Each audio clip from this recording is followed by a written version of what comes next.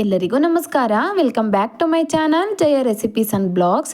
ಪರ್ಫೆಕ್ಟಾಗಿ ಮನೇಲೆ KFCನ ನೀವು ಮಾಡಬೇಕಾ? ಆಗಿದ್ರೆ ಈ ವಿಡಿಯೋನ ಕೊನೆವರೆಗೂ ನೋಡಿ, ಎಲ್ಲೂ ಸ್ಕಿಪ್ ಮಾಡ್ದಂಗೆ ನೋಡಿ. ವಿಡಿಯೋ ಇಷ್ಟ ಆದರೆ ಒಂದು ಲೈಕ್ ಮಾಡೋದು, ಒಂದು ಫಾಲೋ ಮಾಡೋದನ್ನ ಮಾತ್ರ ಮರಿಬೇಡಿ.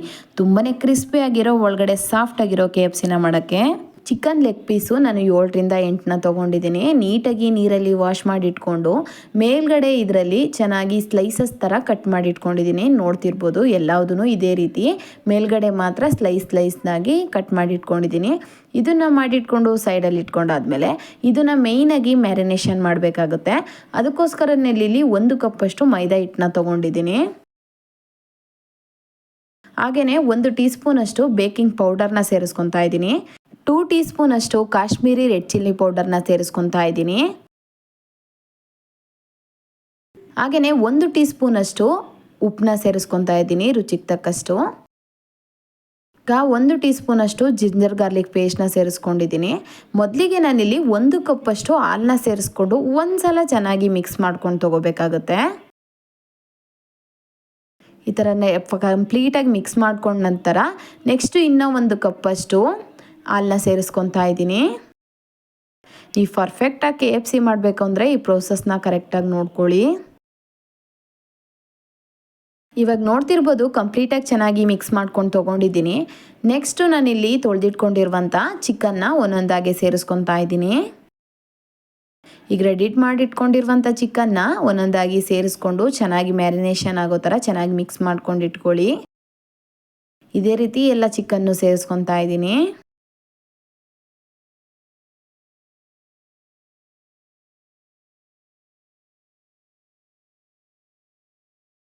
ಇವಾಗ ಚಿಕನ್ನ ಸೇರಿಸ್ಕೊಂಡಾದ್ಮೇಲೆ ಆ ಮಸಾಲೆಗೆ ಚೆನ್ನಾಗಿ ಚಿಕನ್ಗೆ ಒಂಟೋ ಥರ ಚೆನ್ನಾಗಿ ಮಿಕ್ಸ್ ಮಾಡ್ಕೊಂಡು ತಗೊಳ್ಳಿ.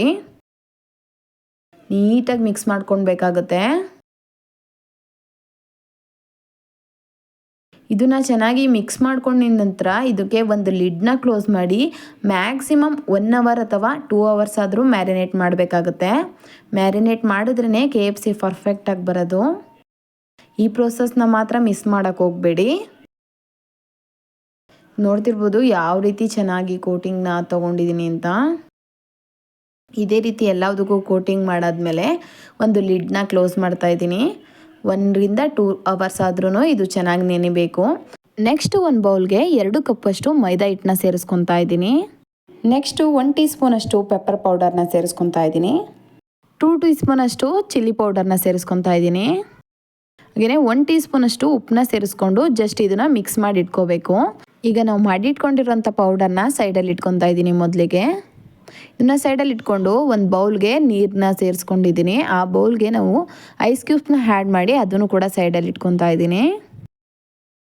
ಇದೇ ರೀತಿ ರೆಡಿ ಮಾಡಿ ಇಟ್ಕೊಂಡಾದ್ಮೇಲೆ ನೆಕ್ಸ್ಟು ಚಿಕನ್ ಕೂಡ ಚೆನ್ನಾಗಿ ಮ್ಯಾರಿನೇಷನ್ ಆಗಿದೆ ನೋಡ್ತಿರ್ಬೋದು. ಇವಾಗ ಒಂದು ಸಲ ಲೈಟಾಗಿ ಚೆನ್ನಾಗಿ ಮಿಕ್ಸ್ ಮಾಡ್ಕೊಂಡು ತೊಗೋತಾ ಇದ್ದೀನಿ.